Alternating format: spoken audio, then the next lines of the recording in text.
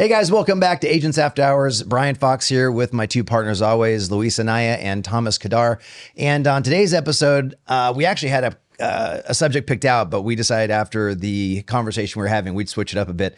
And we're going to tell you about the downfalls of a bad brokerage, because we are finding that the market is picking up in a lot of ways. A lot of agents are bringing deals forward, and we're finding that there are small issues popping up for people that most people don't know how to solve.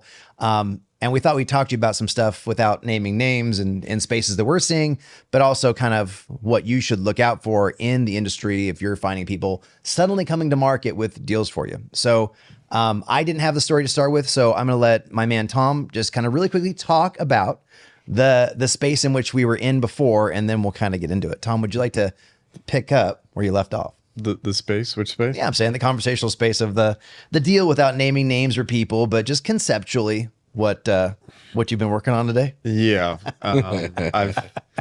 Thanks for that. Welcome. Refreshing my memory of a lovely day. But yeah, I mean, that's part of being part of a brokerage where we definitely want to support the agents. And I, as the broker of the office, I want to make myself available to all the agents. I mean, some take more advantage of that than others, but I want to be there. I want to be able to support them, give them guidance, obviously legal kind of support, and we have RERM for that, which is a great legal tool, attorneys that we can kind of give a call to anytime we have some sort of actual legal problem. But logistics, I mean, so the agents that approach me not only look for kind of agent support of navigating the contract, but they're also asking me, the agent today, which we're all very familiar with, is also asking me for guidance on how to talk to their client, how to talk to the opposing agent, how to talk to the title, how to talk to escrow, and like asking me to map out every single possible conversation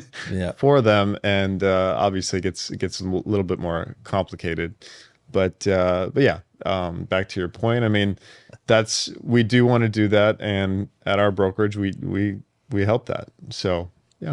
I was telling the story, but I want to save more of it for the conversation we're going to have online, or on the air. But when AI came out, or like voice recognition software, I remember sending like so many messages to my grandparents and my parents and older friends and even clients who are like above that baby boomer level. Where they showed like people getting voicemails from like their grandchild, like in prisons. I need you to send money now. And people are just losing money. Actually, I also got a buddy who's with the FBI, and he specializes in that. He specializes in fraud. And so my mom, short version, got boosted for a little bit of money back a while back. And so I've kind of really paid attention to stuff when it pops up, because you do not realize how far from reality that is for some people. They didn't understand it. Anyways, the point is, stuff came out right away where everyone was getting loosened up by this. They're getting taken. A lot of people are like, it never happened. I have no clue how that's real. And they have no clue. And it's like in real estate, things are happening that, to be fair, happened before. We've saw it before, like a lot of this stuff.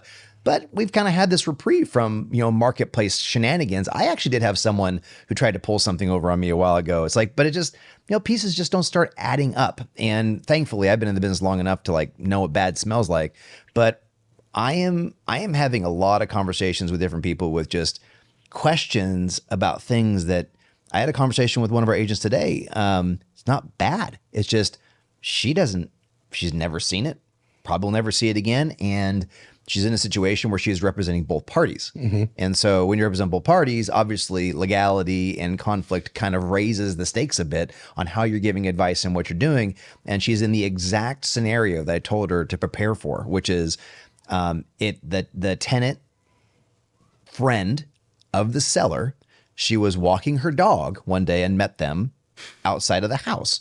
They hired her, you know what I'm talking about? Yeah. They hired her on the spot to represent them in a transaction that they already lined up. And so the very first thing I told her, I said, you need to prepare for when these two part ways. Say this deal, just because they lined it up, does not mean this is going to work out. And I said, you need to make sure the compensation is attached to your listing, which you are doing, and the buyer, if they come in, has a separate agreement with you, independent of each other. And she did that to a degree, didn't go exactly with what I told her she should do. And the exact thing that I told her is starting to wiggle out. The appraisal came in lower than the price they approved. Repairs are a lot higher than they thought, and they live there. And so the seller is saying, well, I don't want to fix anything or do anything. This is a special deal. I'm like, told you, like, this is exactly what can happen.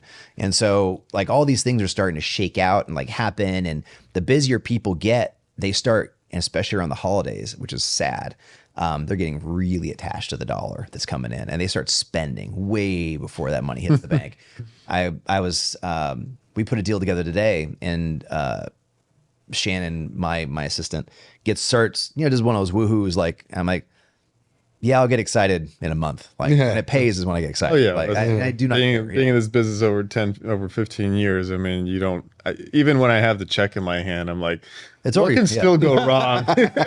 Somebody's gonna be like, no, I don't want to buy it, unless that's like cleared in my account. I'm like, I'm not counting all that stuff clears. I know. And even then, I mean, sometimes, there's something comes up, somebody says the word lawsuit, and everybody starts throwing, then what? Obviously, they're going to go after the agent's commission first. It happens all the time, man. I had one deal close, and 2 years later, I started getting calls about, hey, you misrepresented this, you lied on this.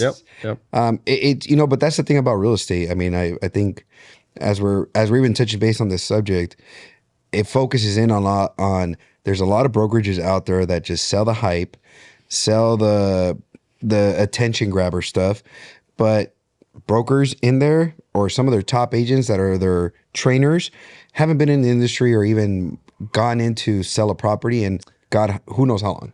Yeah. And I think that's what we're focusing in on today in regards to having the experience, the boots on the ground, the actual transaction experience that we're talking about. I mean, right now we're in our flip, Emory. Yeah. I mean, how many things have not gone wrong with the house? I mean, the most lay down deal you ever saw too, but it's always those deals. Like very lay down deal. Always those deals where it's like everything is lined up perfectly. It's like sign this, sign that, you're done. It's like I can't do that. I think the last 3 deals I've had like that is just it's something like that. Like suddenly you find out it's a meth den or something crazy. It's like, what? Like just the most random, obscure stuff. Well, it seems to be the norm for most transactions. I mean, rather than the God test you. I actually had, dude, something came up. I was talking to one of our people today. We were talking about kind of that, where you said earlier about where people just kind of hype and bring people in. They get promised stuff like, well, let's say we are offering whatever percentage. Will you give me 1% lower than company A because they said they do it for $25 and you've got it for $27? Will you do it for less and match their price? And it's like, there's such a delusion of value in the marketplace today that people see it all as like the brokerage itself. It almost means nothing anymore compared to what it started at or what it should be, which is like the protective layer of whatever you're trying to do. And there's so much attrition from company to company and fee to fee. And so like all these people who are running these places and backing people up, it's crazy the kind of people. It's a pet peeve of mine. I mean, I for the agents that come in who really don't understand anything about the industry and they're comparing us to a discount brokerage where basically, hey, this company, all I got to do is pay $500, $800 a file, and like, yeah. I got a text that said I got 100% commission.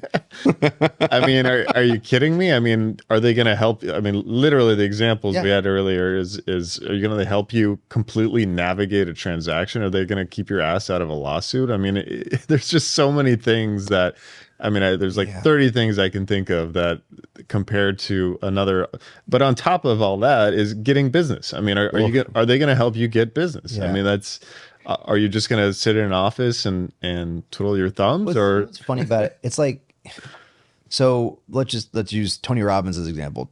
Tony Robbins, for the most part, was kind of one of the first people to really develop the self-development kind of industry. I mean, there was Jim Rohn and other guys, and they're big, but Tony he kind of took it a lot more mainstream because he hit, the perfect commercials timing. And like, he just kind of hit it with that wave. But there's a bajillion people after it. And I will even say that, we coach people and there's stuff like that. But anyways, he was like that guy. But it's like going to somebody, not maybe him, but someone in that space of very equal or caliber and saying, my school guidance counselor says that she'll just meet with me on lunchtime and help me out with whatever this stuff is. Do I really need to pay you, $10,000 to fix me, or can I just kind of go meet with her and I can give her a bologna sandwich and she says perfectly fine? Like, it's like that's how you want to be a lunch lady for the rest of your life. That's a great idea. Exactly right. And so like I've had 2 conversations just kind of switching over to recruiting the other day, a conversation where someone had something similar they brought to the table, and it was kind of something like that. And what I expressed to the recruiter that we're working with is that we are not a place absent of value. If people want to come here, it's because they want to make a lot of money and be a lot better for what they're being produced through. Like, we're going to walk that stuff all the way through and make sure that that thing lines up perfectly and show them how and protect them and stuff. We're not signing up agents. Like, that's a big disconnect. We're not here to recruit people. We're looking for people who want to become this kind of human being and have this kind of lifestyle and move this kind of stuff in their life, not people who want to sell Uncle Tim's house. Like, it's, I had a meeting with the new agent on Monday, and you know, he was kind of giving me the little bit of the rigmarole, and basically he was telling me, like, these are the things I'm interested in. And obviously, as he was talking, like, I'm interested in commercial, I'm interested in property management, I'm interested in starting a business. And as he's continuing on, I'm just smiling bigger and bigger, because, like, these are all things that we literally do on a day-to-day business that you can plug into. what do you want?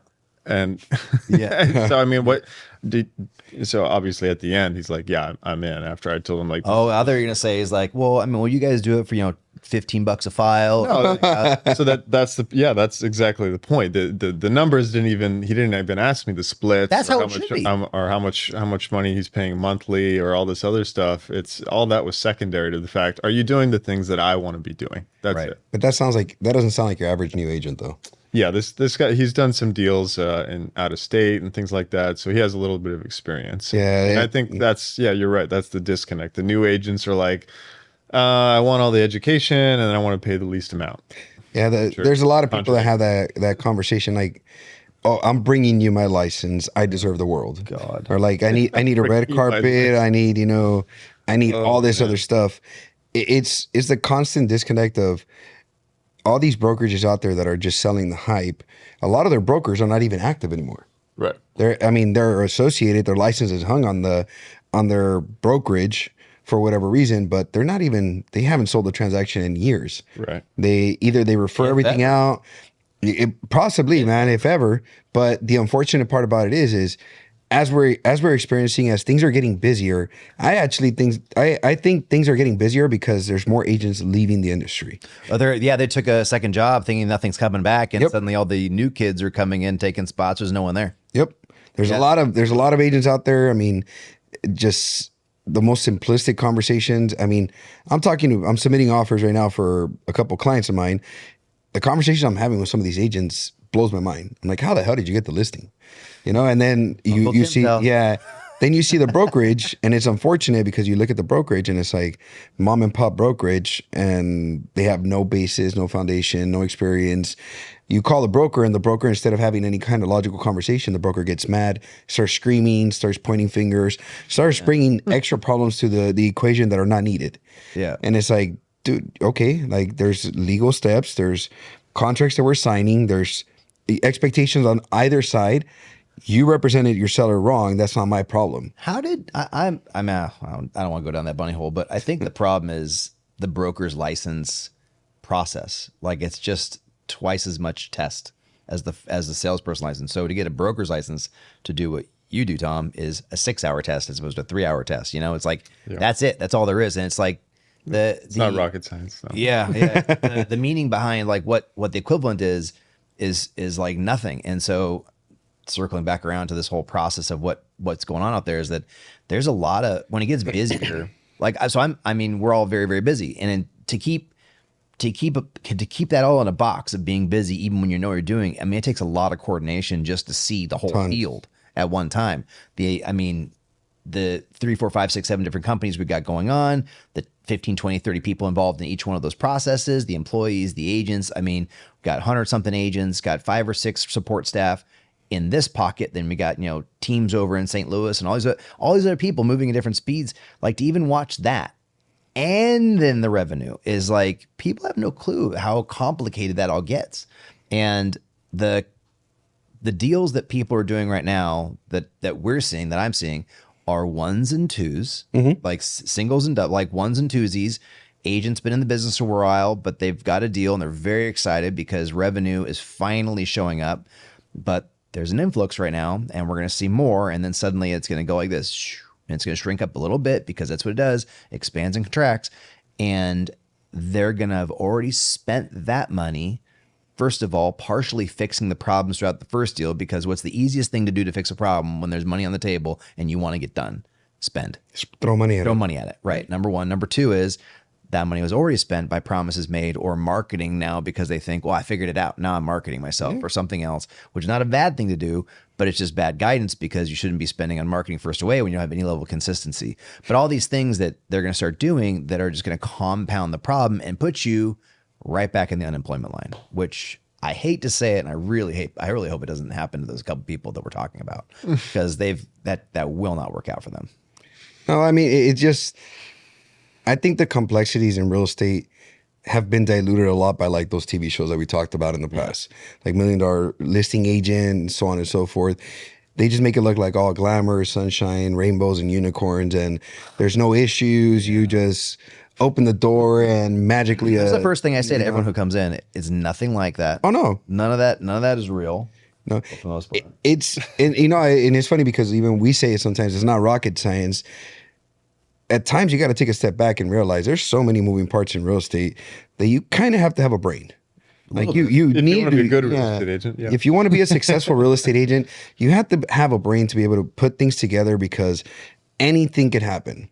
Yeah. Like literally, I mean, God forbid, on Emory, or the agent that got the deal is a brand new agent, right? Yep. That would have been her in the situations that she's in right now at the wrong brokerage. If she didn't have, I don't want to be egotistical, but if she did not have us, They would have stole that deal from her. Oh, dude, she it would was- have gotten sued. It would have either gotten sued, turned it over to the bank. Seller would have lost their ass. Seller would have either just been like, forfeit. I don't care. I don't give a shit. And the complexities that happen, it all comes from us having the experiences to overcome these obstacles. Like we've experienced a lot of things. I mean, I've gone through some crazy shit with real estate where the deal's about to close and they're doing their final inspection and the water heater got stolen. It's like, what the hell do you do? If you don't even know what the hell to do there, like if you don't have any connections, you don't have any network, you don't have any handyman that are available at a drop of a dime to call them and be like, hey, get me a water heater, get it installed, make sure that it works, get it inspected, turn off the main water line, like know what you have to do. You're done. Like the deal could get canceled. People get sued.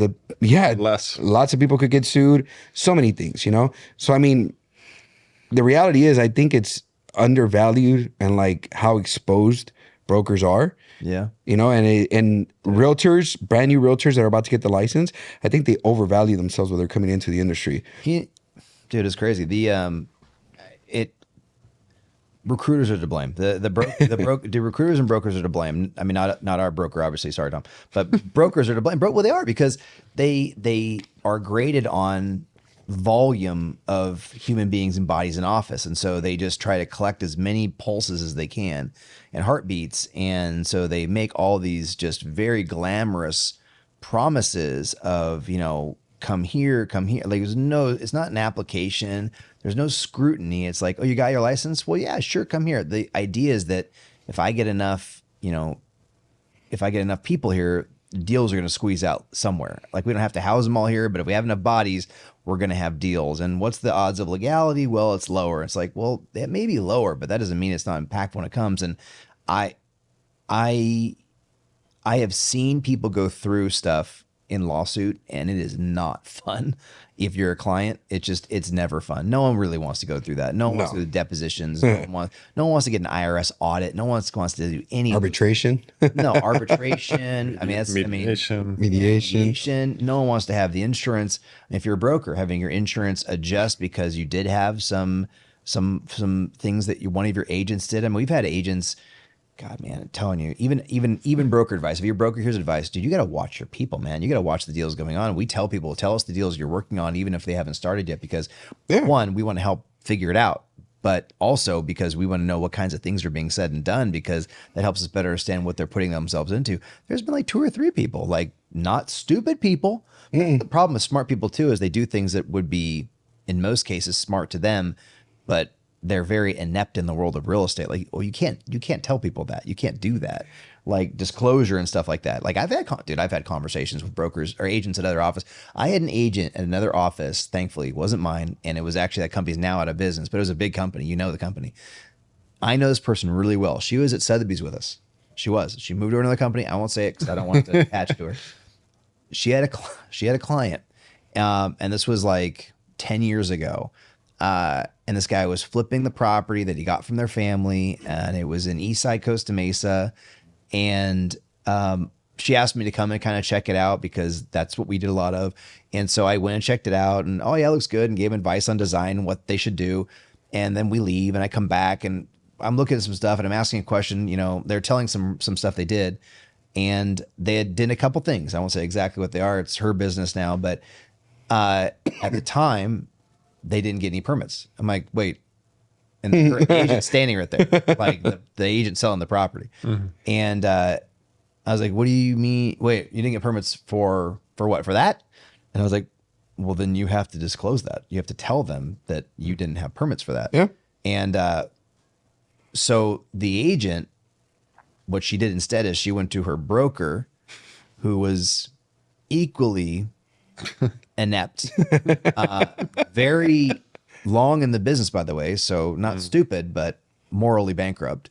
And what he said is, as long as you say that buyers, well, that, yeah, buyer to do all that stuff. Yeah. Buyer to check all this shit out for themselves, but also saying the disclosure, may or may not be possibly unpermitted or permitted. Does not have firsthand knowledge of X. Even though they did, yeah, because they were standing because they were standing there, but they didn't physically see it. Yeah, and I said, but you know about it, and I was like, well, it's your deal, man. But so inevitably, they didn't disclose this stuff to somebody. Even though they knew about it, but they also got authorization from their broker to figure out a spicy way to say they didn't have to know about it. And it's like, first of all, that's crazy. But this guy was dude, you know who this guy is, big guy. No, but you know the sad part is that's just the name of the industry right now. That's what I'm saying. Most people that run brokerages, they don't run it as a business. They run it as an opportunity to make money off of people that join it. And I don't think a lot of brokers understand the exposure that they have. I sincerely don't think that the brokers understand like how easy it is to get sued in real estate. Yeah. Like just a small, definitely not worth the salary. Oh, it really isn't. You know, unfortunately, it really isn't. You know, like I look at it in the sense of the matter that I've actually done transactions with some people that I'm like, oh yeah, you know, I'm pretty sure he understands these things. It should be common, and exact. I'm like, what the hell? Like, oh, well, I knew about it, but that doesn't mean I got to tell him. I could just say I didn't know about it. And I was like, what do you mean, bro? You were there throughout the whole. You're the investor. Oh, Red, you're reading into it too much. You're the flipper and you're the realtor. Like how are you going to tell people? That's double negative. Yeah, I was like, how are you going to tell people that you don't know? Like, so you're telling me that you closed your eyes, hired a contractor, and the contractor also overlooked all these things and said, I don't give a shit. Like, let's just not disclose it. Yeah, and it's the right. Does that give you some hairs on your God. Well, it's just the unfortunate part. I mean, like the biggest thing about I would think that I mean at least for us, I would think that we're educating enough our agents to understand that open dialogue and coming in and having conversations about what you're in the market for is an opportunity for us to lay the groundworks for success. Give them the path, give them the blueprints. Like, all right, cool. This is what you're going to do. This is what you should expect. This is what that buyer might do. This is what this seller might do. Yep. Like, here's a conversation you're going to have. How do you make that? If that agent went to that properly to the seller and said, "Hey, I know somebody, a contractor that can get you permits easily and go through this process properly," would not have been hard. But But back to that, it's set up from the very beginning as these agents are being brought in with the concept of just get in here. Like, let's just get them here. Then they're doing the same thing to sign up clients. And they think a listing is like an asset when a listing's a liability. Like, oh, dude, you get paid on a listing until you sell it. Like, and then after you sell it, they can still come back for the money. But it costs you money to have a listing. Absolutely. If you're a successful agent that's actually a professional that understands what you got to do when it comes down to marketing, exposure, pictures, staging, preparing the property, going through the right entire protocol, making sure that it's a successful transaction at the end, doesn't guarantee you a commission. No. you know, because anything could happen in between. And the sad part is a lot of agents don't understand that the biggest success stories that you're going to have, or your biggest advocates in your career, are the people that you actually convince not to sell property that doesn't make sense for them to sell. It's not all the tallies that you're going to do. The tallies come after you've built a big enough, strong enough foundation of people that are going to go out there and vouch for you. And a lot of these agents that I'm seeing right now, it's pretty disturbing.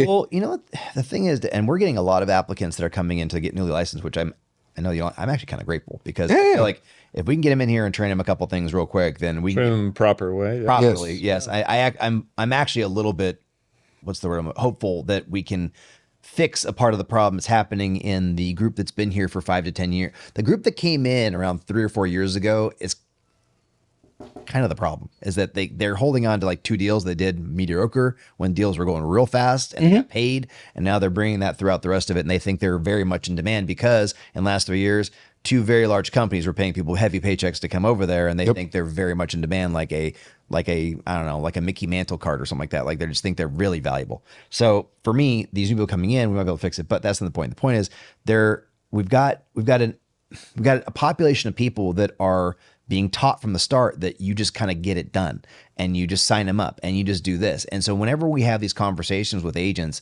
it's almost like you start shaking the shit out of them. Like, what are you doing?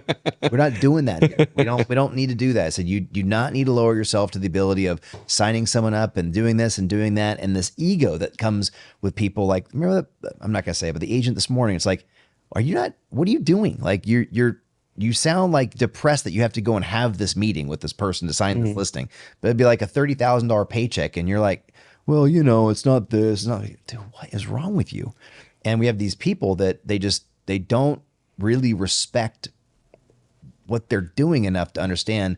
First of all, there's a lot of responsibility in it. You can get sued. But second of all, people could have a real big problem if you don't do something right. And third, you're going to get paid a lot of money to do a really good job for people, and they'll love you for it and invite you to Christmas later. Like, this is a really cool job if you like treat it a certain way, but it's like Hard work though. it is hard work. It's rewarding if you do it right. But yeah, we have got, anyways, if you're an agent floating in an ocean of people who are giving that consistent ongoing advice and mental stability like that, like they just keep telling you this over and over again, you're going to constantly butt up against this place of I'm going nowhere, but it's consistent.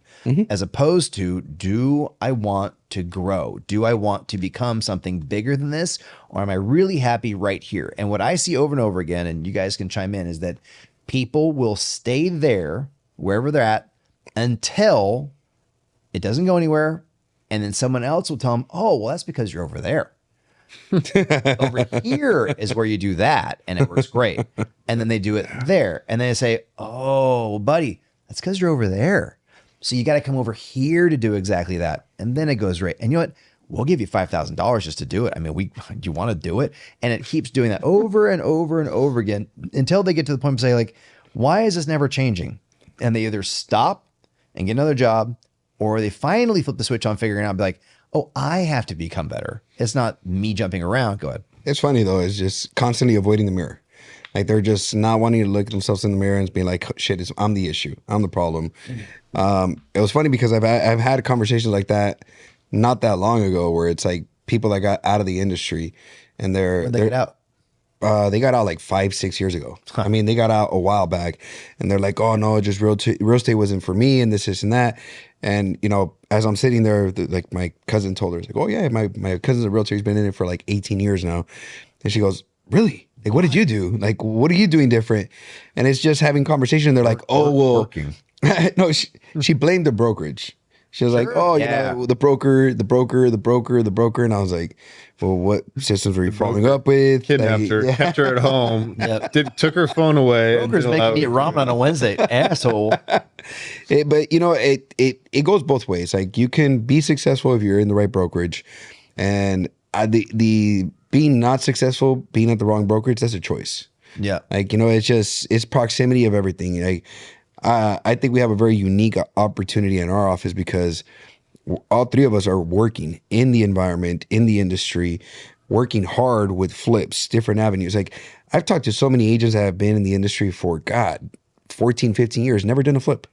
Yeah. Never done a flip. Never bought a house. That's nuts to me, and that's one of the things that I love talking about in all the classes I do, and I mean that's kind of what I start out with is looking at real estate as not just something that you pick up the phone, you say, "Hey, do you want to sell?" No, and then you hang up, and then Yeah. you do it 3,000 times Yeah. a week. There's you have to look. Real estate has so many different options. I mean, Oh, geez. we're a testament to that and all the things that we're doing. But I mean, you've got commercial, wholesale, flipping, property management.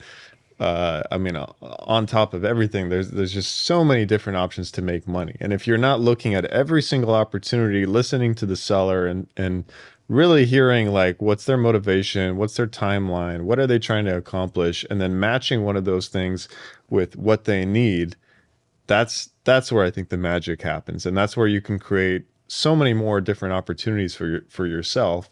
And not just business, but money, network, relationships. I mean, that's where it all comes from. Good point. But I you know what, on top of that, you said it, but you didn't say it, that the evolution of real estate for most people never gets past buyer's agent, seller's agent. They never leave that world. And so people get into the business and they go into, coaching programs like, the Tom Ferry, Mike Ferry, Buffini. And so it's always communication about really teaching you, leaning in on buying agent, selling agent, building teams. Right. I mean, there's a little bit in there about like, structuring yourself as a business and building groups around you. But honestly, that structure that they teach you how to do still never leaves the buying agent, selling agent kind of mentality. That's like you do that. You sign up investors, you do stuff like it never expands in the world of, if you even understand the world of flips and investing, you start not negotiating compensation as much anymore over here and buy. Like you're a very different person understanding the investment side of the structure. It's like whenever I remember doing open houses in the day, I mean, I understood investments, but you'd have commercial agents come in and obviously they have a different skill set of analyzing property, which is trained because of the world they're in. But the way that they would look at residential people as being so uneducated on the cost of real estate, which by the way, not unwarranted for the most part, but flip that, it's the same for the other side. But the point is the ability to even understand that changes how you can even have a conversation about the buying and selling of buyer's agent, seller's agent. And being that we have built a program to kind of be that world that spans outside of buyer's agent, seller's agent, because I've said this before, but this was the thing that happened to me is that you work so hard and eventually meet someone who's like, dude, this kid works his ass off. They're so great. I want you to be my guy. Just help me find all the property. And you never connect the dots to think I could be this guy, but I'm not. I'm the guy working for this guy. And most people never get there. They feel like they've made it. And I will be honest and say that I thought I did too. I'm like, finally, my work paid off. I have someone who believes in what I can provide them and I can do a good service. And that's all I really thought about. And then I started expanding out. I'm like, oh shit, I could do this. Like I could do all of these things, but you never get taught that. And that's kind of also the problem with leadership and brokerage and people around you is like, if you never get to see the other side of the curtain, if you never get to see behind the scenes as to what that looks like and think that that's even remotely possible, you'll never even try. Yeah, you'll never step there. 80 years old, still wearing a gold sport jacket and so trying to Gold sport jacket. Oh, dude. Do you know how bad I want to just get one of those? I just want those for our office to sport bring jacket. those back as like totally retro, like kitsch. But no, building a legacy for your family, real estate has the second highest level of divorce next to law enforcement. Yep. High level of anxiety Bankruptcy. and depression and bankruptcy. My best friend, their family does sober living homes. He says, you'd be stunned at how many people are here who are The real estate like, I would lending not at industry. all. I would not at all. But the Title reps. amount of things, but I mean, I can absolutely talk shit on how stupid people act in this business, but the other side of it is to be all those things with the amount of income potential in the business, why would anybody do this job? It's like, if you're not getting the right support to not be these things, then you're only going to fail. There is no success if you're going to be all of these things and never be shown how to actually walk through the valley of death, so to speak, on all these things, avoid these problems, have this kind of conversation, communication with people so you don't have to worry about your money and sign things that you shouldn't be signing because you are so desperate to make sure you pay rent. Why would you ever leave a comfy job? If you're trying to make Well, it rarely happens where guys making, or guy or gal is making 200, 250 grand is like, you know what? I'm going to get into real estate now. It's always the people who are like, I've tried 8 different things, nothing's working. Let me get my life. So I might as well get real estate, right?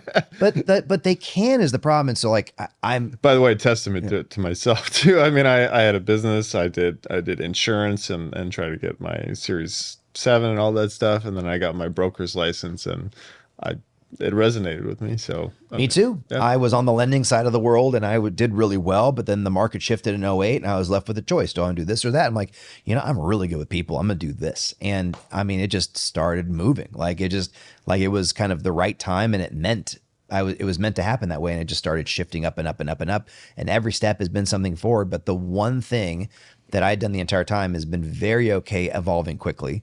And known from the 08 disaster that you got to be quick on your toes when you see stuff coming. You got to move. Yeah. And so for me, just kind of inside of the segment we're doing now is that I will tell you, if you're watching this and you're an agent and any of this makes sense to you, you have a very high rate of divorce, a very high rate of bankruptcy, a very high rate of having no money, a very high rate of having no friends because you work. This is a great ad for real estate. I'm telling you. Or you could choose not to do that. Get proper guidance, get good education, get people around you who can tell you the next 4 miles of this run look like this. We're not going to do that. We're going to do this. And make sure you do not have those problems. Your life can be so much better. I know that seems like a really rough commercial because I'm talking about what we do, but dude, let me save you some pain. Do the exact same thing that you would tell your child to do. Don't touch the hot fire. Just don't touch the hot fire. It's hot. You don't want to get burned. Don't do it. It's not necessary. I will save you the pain. It's hot. And just do this instead. Because that is possible. You can do all those things. You have to make those mistakes. Anyways, I don't know. That was my soapbox. No, it's very true though. I mean, it's a harsh reality in real estate. I mean, a lot of people don't talk about it. They all get into it, the glamour, the glory, everything else. I mean, dude, how many clients have I not helped purchase a property and they're like, I want to get into real estate. Oh, no. Remember that one where you, shit, I remember we had this conversation where you said, dude, do you know how many people call me and tell me they want me to find them a flip property? Tell that story real quick. It's common because obviously people see that I post on social media that we're doing flips or whatever the situation is. And I get a lot of people that call me and like, hey, well, why don't you give me the flip? And I'm like, no. You're just like, hey, dude, you posted that property. Do you got anything else like that? Yeah. Will you find me? Hey, I want you to find me some flip properties. Yeah, find me some flip properties. And I'm just like, you should have given me a good deal. Why would I give it to you? The fuck am I give you a flip property? Yeah, why am I going to give it to you a flipper? Oh, dude, I've experienced it now. It's going on number 3. There's been 3 clients of mine that were clients of mine that became realtors. And now they're seeing how difficult the real estate industry is, and they're looking at it and they're like, how the hell are you still in it, dude? Like, what's the purpose of it? Like, why are you continue doing it? What is the meaning of life? Yeah, but I attribute it 100% to who they're aligned with, like the brokerage that they're aligned with, their mentality. I mean, when I got into the real estate industry, it was exactly what you said. I thought it was just selling houses, buying houses, selling houses, buying houses, selling houses. Like, I look back at the amount of transactions I passed on because the seller was like, hey, I don't have enough equity, but I'll let this house go for this price. Or, hey, would you take it on and, I'll assign the property over to you. And I'm looking at it like, the hell's a sign? Yeah, I know. Like, no, like, what? It's like, what do you mean? That guy's walking away with a $50,000 check and you're walking away with $10,000. Perfect example of what you said right now. You get hired by an investor, and the investor's making all the profits on all the properties you're getting them. And that was me. I had an investor that hired me, and I was out there hunting like an idiot for him. Yep. And I got him 6, 7, 8 deals. And then he's calling me back. He's like, hey, dude, I've made this much money. Find me more. Good work, kid. Yeah, good work, kid. I'm like, yes. It's like, I got somebody that cares. I know. Like, what the hell? Man, I'm doing it. It was so eye-opening to actually get aligned with people that looked at the real estate industry with the vast opportunities that it has. Yeah. Like, just, it was a fresh breath of air. Like, holy crap. Like, man, now I can actually look at a house and like, if I'm going to go and get the opportunity to interview for the job, why don't I buy it? Yep. Like, well, I'm looking at it. It reminds me of the guy I mentioned last time, the guy who, high-end agent, been in the business for, at least 15 years, but they make tons of money. I mean, making good mid 6 figures, but they still don't understand, like, he just got into flips last year. Like, and he does like property management, but terribly. So, but it's a testament to him because he's, he has clients that trust him and just kind of throw him the keys after they buy a house and say, hey, rent it out for me, do all the things for me. But they just don't. It's amazing to me somebody can get to that level and make that much money, but still don't understand all these core concepts that we're talking about, like taxes and flipping, and just that base of all these other things that real estate, the depreciations, cost segregation. That was the main thing when I brought up depreciation. He's like, depreciation, and I can pay 0 in taxes. We're best friends now. You know how many people actually sit down and go, hey dude, I need to sit down and pick your brain. And I tell them very nicely, I said, look, that's not my niche, that's not my job. I'm not an accountant, I'm not a CPA. I could get you aligned with people that do that. But if you want to grow your business, you want to grow your wealth, come and sign up with the office. Like, we could partner up on some things, I could show you what I do, stuff of that nature. The amount, the access, the proximity to these people, they think that, you're going to drop everything that you're doing to just serve what their needs are. Yeah. And you're going to stop. But I'm going to buy them a cup of coffee. Right? Yeah. Like, what do you mean it's not worth a Starbucks cup? Like, but it's joined your office. Yeah. It's like, what do you mean I can't take you for 2 weeks and you make no money, but make me all this money? It's so interesting. Like, just the thought process that goes behind these people when they ask you for these things, And again, I understand their need, I understand the fact, like, I don't knock the hustle. I was astonished of, like, how so many people are, I'm looking at them, I'm like, dude, you've been in the industry for how long now? You've never done a flip? Like, you've never thought about doing one flip? And they're like, oh, well, it's just not there. I ran across somebody that was happy making the 2% commission on a $700,000 house, which is only 14 grand, right? Yeah. They were ecstatic about that, but they had the opportunity to flip it and make $50,000, $60,000. Wait, but they had to wait, and not only have to wait, they have to actually think outside the box, do stuff. And to them, the actual sad part was, to them, after hearing it from so many people that, blow so much smoke on social media that, every flip I make 300,000, 400,000, I'll turn it down if it's not a six figure flip. Like, dude, get off your high horse, man. I was like, there's properties that make financial sense for you to make $50,000, $60,000, $70,000. It's going to make you more than what a commission would be. I think it's the fear of the unknown for those types of agents too, which I understand and I respect that. But I mean, if you have the hustle, I mean, you should. I mean, you're real estate.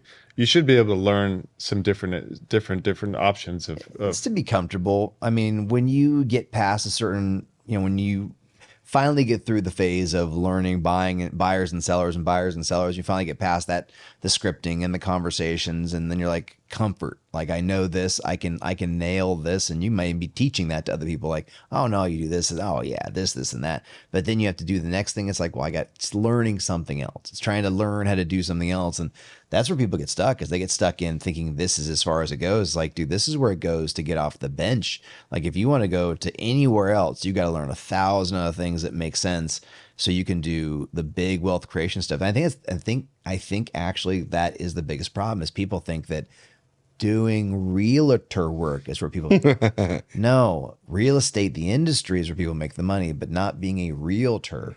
They make money owning real estate, developing real estate, pushing larger deals.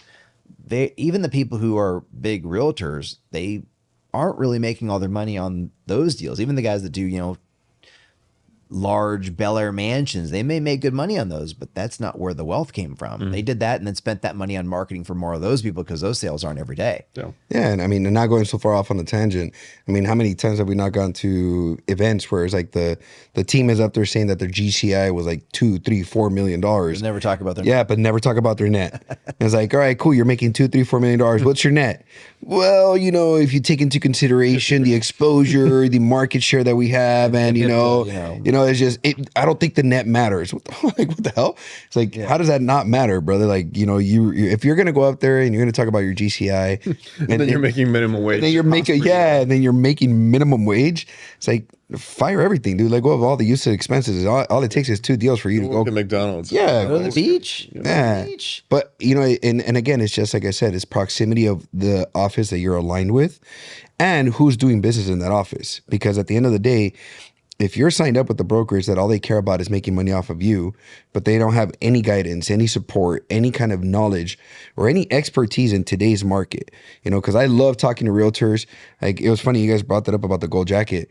Literally, I was at the open house with Diego, and it's funny because I say it sometimes. I go like, "Oh yeah, dude, I was at my open house," and people look at me like, "Oh man, you still do open houses?" It's like, what do you mean I still do open houses? Last 2 open houses I did, I've gotten 6 pieces of business out of them. Yeah. Like, I don't understand where your ego is that if you've been in the industry 10 years, 12 years, 15 years, why you wouldn't do an open house? Like, it's just easy business. Like, I get it, delegate, do whatever you got to do, structure your life the way you want to structure it. But it's just like literally business walking in the door if you know what to do with it. Yeah. But the reason I was saying is, gentleman walks in, he's probably like about 70. You guys like seven. jacket, a ruffle. Dude, like, I was like, holy shit, I do not want to do that. If I'm that old, slap me. Like, just put a for sale sign on my body and just let it go. Like, I don't care. Those silk. Dude, it was sad, man. He had an old beat up Mercedes outside. I'm like, dude, you're still living off of the transactions. Parking brake. It was a diesel one. But unfortunately, like, that's the sad part about this industry. Yeah. People glamour it up and they say, hey, you could become a millionaire, you could become uber rich and everything else.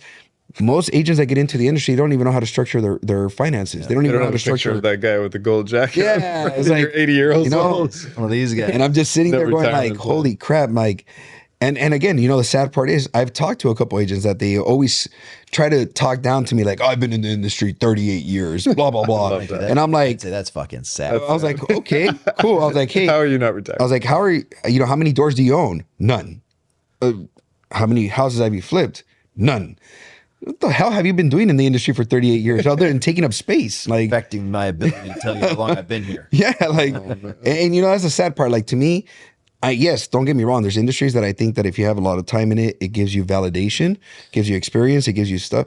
Real estate, I kind of take it like a grain of salt, man. Because if you could be in the industry 10, 12, 15 years, you could have a license and do 0 transactions in like 5 years. And at that point, you're so far away from what is actually going on in the market, what transactions are going on, how many contracts have changed, how to present offers, how to negotiate, your commission.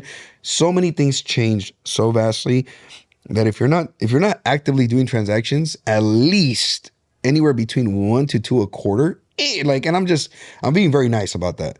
If you're not doing transactions like that, your chances are you don't know what the pulse is on the market. And not to divert too far away from the subject, but at the moment somebody tells me how long they've been in the business, I'm like, oh God. Like, if that's the argument of how good you are. The argument of authority, I've been in it. It always comes out with the best times when you're talking, discussing, or negotiating something. In the 38 years I've been in the industry, nobody has ever asked me to come down on my commission. Or like, I have been doing this 20 years. And it's like, that's it. Okay. Like, oh, God. Welcome to 20 years and 1 day. It's like, I don't know what to tell you, buddy. But I will say, I do like, I think those gold jackets were really funny. Like, that'd be funny to bring. I mean, bring back, it'd be funny. But the retro style, like, if you ever go back and look at the old, was it Cole Banker? Was that Cole Banker, the jackets, you see them all lined up. No, Century 21. Oh, Century 21. Yeah, Century 21. They all like kind of lined up with the master's jacket. Yeah. But if I was to like put a box, oh my God, the perfect like curriculum or environment for which I would create, wink, wink, I would create for an agent would be, of course, business structure, business planning, tax strategy opportunities, wealth building opportunities, investment opportunities, all within the same umbrella. And then the ability to show you growth with minimal expense, like how to do business without thinking you have to go and buy all your business, that kind of stuff. So and just rinse, repeat, rinse, repeat, rinse, repeat. But investment being that's what I like about our office is because we help. There's a lot of new agents that have come in, don't have the experience or anything, but they have access to deals. They know people, family, friends. They're connecting there. Opportunities are always sitting. And they come to us and we kind of can direct them through the whole thing and say, hey, this is a listing opportunity. This person doesn't want to sell. The property is dilapidated. It needs a lot of work. We're happy to give you an offer, and this will in fact help you because it'll legitimize legitimize your stance with Yes. the seller Yeah. in order to be able to say, hey, look, I'm a real agent. I can bring you an offer. If this doesn't work, then let's go online on the market and see what happens there. 100%. But there's at least two properties that we have helped an agent, and not only are they going to get commission on the back end, they get to watch the whole process with us on the flip, and they get the commission on the other side. Well, that, but also the way we've structured it. Remember, the other side is that they don't work with us, and we just simply gave them an opportunity to, like you said, boost them in the eyes of the person they're working with. It legitimizes it because that is actually a bona fide offer that will close. But also, hey, if this doesn't work for you, let me show you the other 3 options that the market can give you, and just pick one. And it's just guiding them through a process. See, every other situation they'd get one, and it's usually a lie. Most people, I will tell anybody if you're an agent, you're watching this, your standard script is, and expired, I've got a buyer for your house. I wonder why it didn't sell. And the seller's thinking, dude, if you had a fucking buyer for my house, you would have been here a month ago when I was on the market. Like, that's what they're thinking. Like, dude, get out of here. You're the 90th person who called me today. So that puts you so far down a rung. However, if you legitimately are the buying institution and say, like, we offer you this, but you don't have to take that. We actually have 3 other options. You can work with any of them. They all work. And this is the different levels of capital back to you. Which ones do you want? That's a plan that a nice brokerage might develop for you, saying, guys, go use this because it legitimizes you in the eyes of the public. That kind of stuff. Like, you need to be working with a forward-thinking brokerage, not to commercialize ourselves too much. I don't think there's any other brokerage that would have done what we did on one of these flips, where we not only are keeping the agent their commission, but also partnering with the seller who doesn't have any equity in the deal. Yeah. No. We're able to partner with them. We add value to the property and split profits with them. Yeah. On a sale. Again, it's experience, though. I mean, if you, we think outside the box. Not just experience, but I mean, our willingness to do it. Well, you got to think outside the box. The Looking fact at the that deal. we're not screwing anyone over. Yeah, I mean, that's that's the most another agent important would have done it. The most important part is ethics. Like, Yeah. you know, because in real estate, I mean, the unfortunate part is there's a lot of sharks out there that are willing to, you know, steal even from their own mom, put her out in the street just to make a commission or make that extra buck. Like, it's very sad. And I mean, I think the very uniqueness about us is we actually care about a reputation. We care about building a legacy. We care about building a reputation, like not only with our agents internally, but even with their customers. Yeah. Because it's a mirror representation of us, what they go out there and do. But, you know, the sad part is the industry is very open to a lot of opportunities to take advantage of every situation. Whether it's you hire the wrong person that puts you in contact with the wrong lender and they overcharge you on commission, they overcharge you on stuff, they undervalue your property, and they take advantage of every situation that they can to just make a buck and not think about, all right, how do I make this a repeat business? How do I make this client be my biggest advocate to go out there, vouch for me, lay out the foundation and fight, hey, call this guy because he's the only guy that you should talk to when it comes down to real estate. Dude, the single biggest thing I can say about our unit we've created is that when we have an agent on board, we are taking responsibility for that person and what they do and that they want to create. So if somebody actually comes and tells me, I want to build my legacy too, this is what I want to do. You guys have created, I show me how to do this thing that you've done, show me how to do it. We take responsibility for them, for that I desire statement. And so when people do bring things to us, like the seller, you said that it was a family friend of theirs, really good friend, and turns out through the math, they actually were going to have to pay to get rid of their house.